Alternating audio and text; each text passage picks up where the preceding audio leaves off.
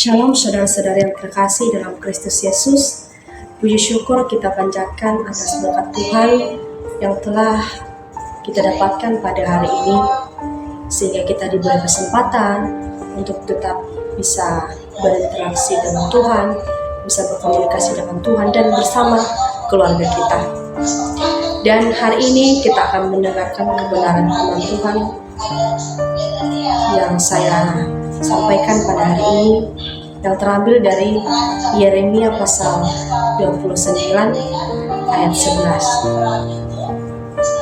Firman Tuhan berkata, "Sebab aku ini mengetahui rancangan-rancangan apa yang ada padaku mengenai kamu."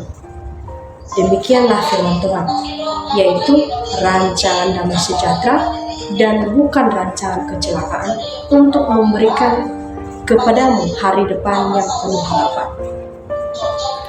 Saudara-saudara yang terkasih, dari ayat ini saya mengambil tema, yaitu rancangan Allah yang penuh harapan.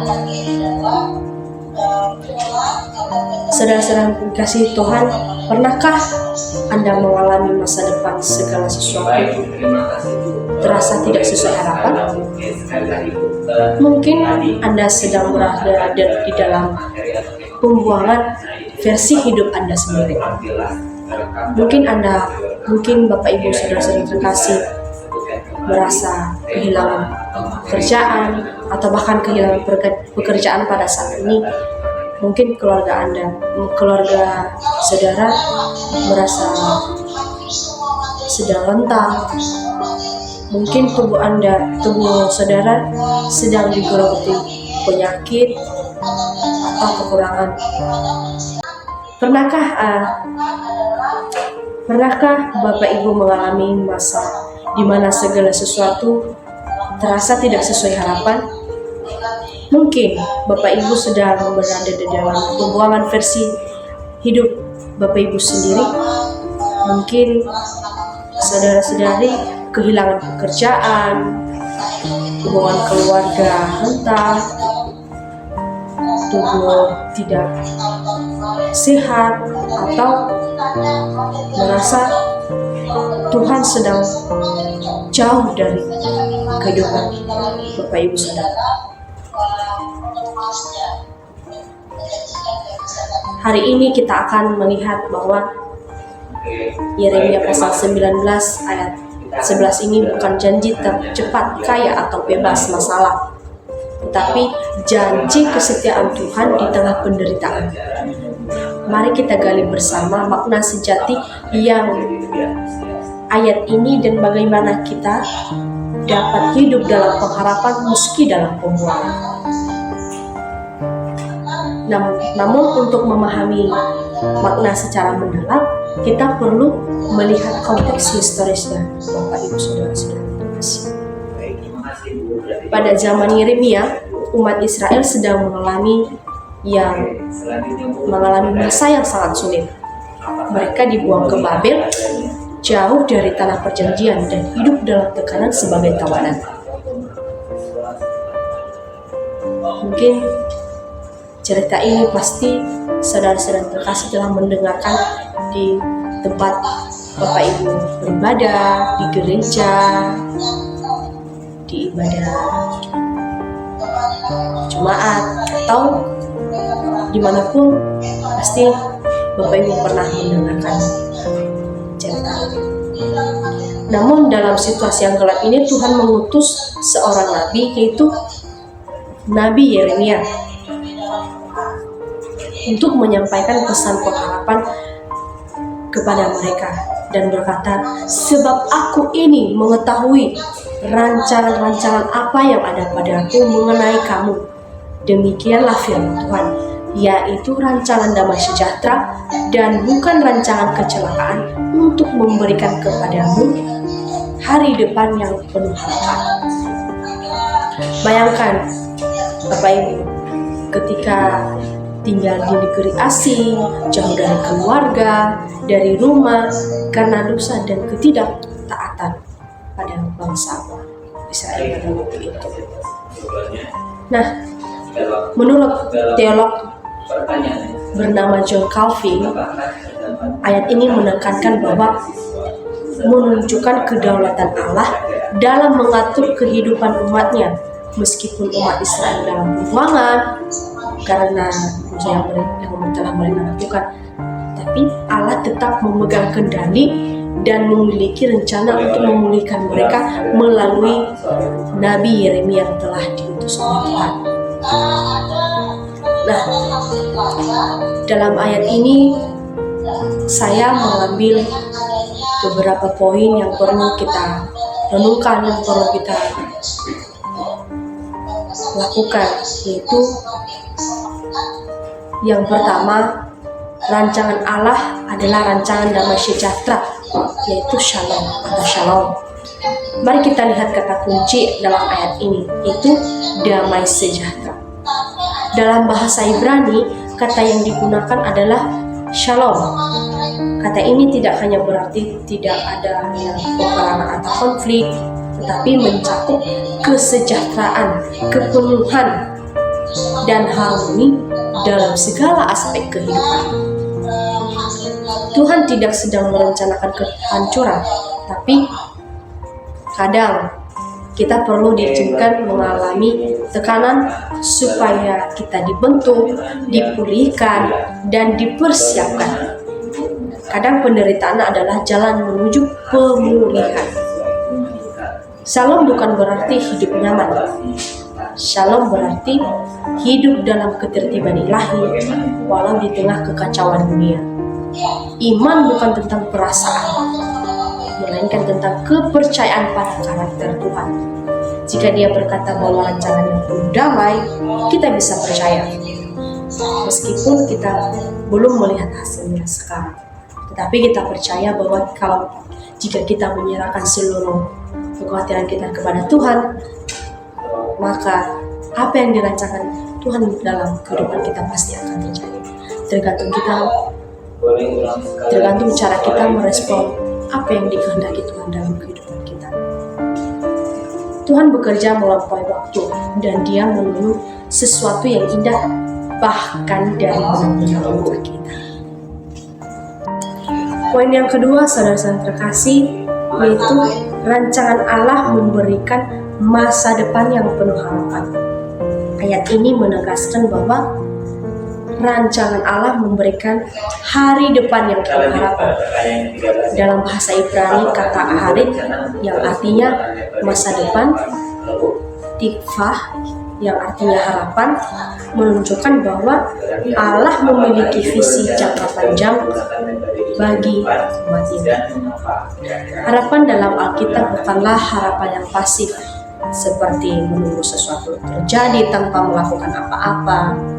Harapan dalam Alkitab adalah harapan yang aktif, penuh keyakinan. Kita harus melakukan tindakan kita yang didasarkan pada janji Allah yang tidak pernah gagal. Mungkin saat ini saudara-saudara yang terkasih mengalami masalah dengan tidak melihat jalan keluar dari masalah itu. Mungkin kita merasa terjebak dalam situasi yang tidak ada harapan, tetapi firman Tuhan mengingatkan kita bahwa Allah memiliki rencana yang sangat baik bagi masa depan kita. Dia sedang bekerja di balik layar, menyiapkan segala sesuatu yang terjadi, segala sesuatu yang indah bagi masa depan kita.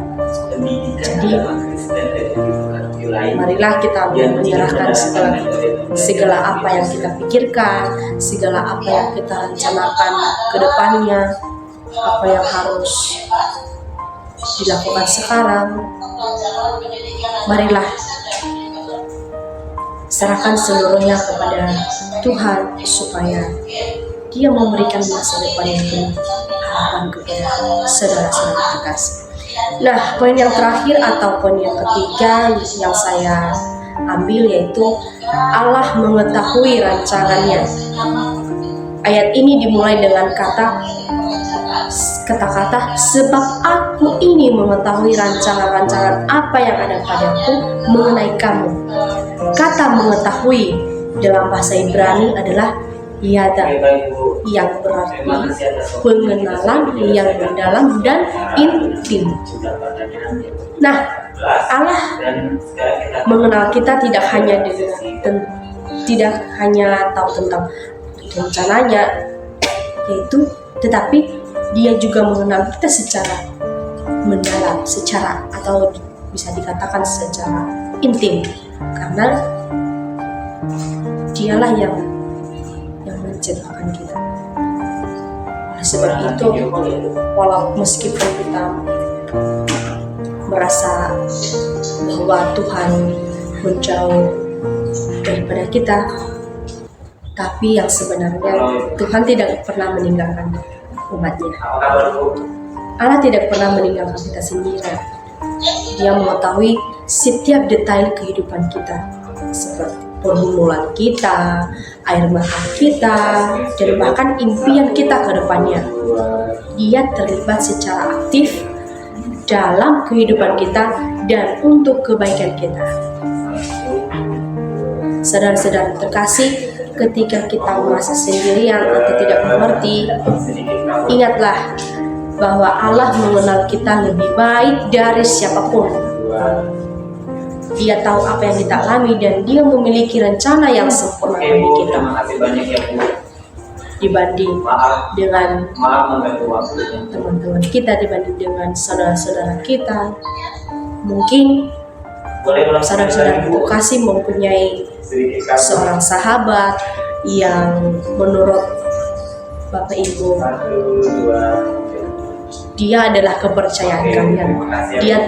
Dia adalah orang yang mengetahui segala yang kamu alami, segala sesuatu yang sedang Bapak Ibu jalani. Tuhan Allah lebih mengetahui daripada yang kita pikirkan, karena Dia tahu apa yang kita alami dan Dia memiliki rencana yang sempurna bagi kita. Sekali lagi saudara-saudara terkasih, saya katakan bahwa Tuhan mempunyai rancangan yang alami, mempunyai rancangan yang indah bagi masa depan kita. Bisa dibayangkan bahwa rancangan yang indah ini jauh dari apa yang telah kita pikirkan. Mungkin kita merasa tidak berguna, kita merasa tidak ada kesempatan dalam melakukan apapun yang bisa kita bawakan, yang bisa kita lakukan. Tapi Tuhan memberikan kita harapan bahwa Ia merencanakan masa depan yang sangat indah bagi kita. Sebab itu saudara-saudara terkasih, kita harus menyerahkan segala kekuatan kita kepada Tuhan supaya kita dapat rancangan indah yang telah dirancangkan kepada kita. Nah, saudara-saudara terkasih, ayat ini mengingatkan kita bahwa Tuhan memiliki rencana yang indah bagi setiap orang yang percaya kepada-Nya. Rancangannya bukanlah untuk menetapkan kecelakaan, melainkan memberikan masa depan yang penuh harapan dan damai sejahtera. Dalam kehidupan sehari-hari, ayat ini dapat menjadi sumber kekuatan kita jika kita merasa putus asa atau bingung tentang langkah yang harus kita ambil. Ia mengajak kita untuk percaya bahwa Tuhan selalu bekerja di balik setiap peristiwa, bahkan ketika kita tidak memahami sepenuhnya apa yang akan terjadi, apa yang sedang akan terjadi, atau apa yang telah terjadi dalam kehidupan kita.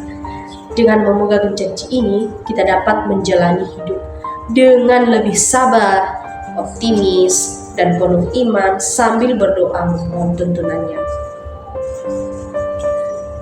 Jika dikatakan kalau kita hanya mempunyai rasa percaya kepada Tuhan tapi tidak melakukan apa-apa sesuai dengan kehendak Bapa, sama saja halnya kita mengecewakan Tuhan atau mengecewakan diri kita sendiri, atau membohongi apa yang yang kita rasakan, saudara-saudara terkasih.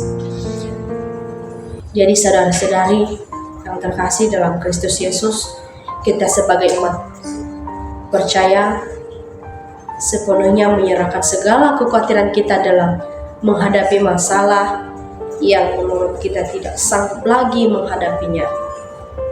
Ingat, karena masih ada Allah yang selalu merancangkan sesuatu yang berharga untuk kita semua, bagi saya, bagi Bapak Ibu, bagi semua orang yang percaya kepadanya. Ia telah menyiapkan segala sesuatu yang indah yang bahkan kita tidak pikirkan sebelumnya. Dan pada akhirnya tinggal kita merespon dengan cara menaati perintahnya. Jadi saudara-saudara terkasih, ketika kita mengalami panggilan untuk pelayanan, panggilan untuk melayani Tuhan, dimanapun Anda berada pada saat ini, marilah kita jangan menolaknya. Jadi saudara-saudara terkasih, marilah kita merenungkan firman ini, dan marilah kita melakukan apa yang Tuhan kehendaki dalam kehidupan kita, dan marilah kita mengoreksi diri kita, apa sih yang Tuhan kehendaki dalam kehidupan kita. Mari kita renungkan, kita berdoa di hadapan Tuhan. Semoga apa yang diinginkan Tuhan kepada kita dapat kita rasakan dan kita lakukan sesuai dengan perintahnya. Jadi saudara-saudara terkasih, marilah melayani Tuhan dengan sepenuh hati, karena dengan melayani Tuhan kita merasa bahagia daripada melayani sesuatu yang tidak berguna di dunia ini. Demikianlah firman Tuhan pada hari ini. Semoga firman ini menjadi kekuatan dan penghiburan di saat saudara-saudara terkasih mengalami kesedihan dan kebahagiaan. Dan akhir kata saya ucapkan terima kasih atas perhatian Bapak Ibu Saudara. Saya sapa kita semua dalam nama Tuhan Yesus Kristus. Shalom.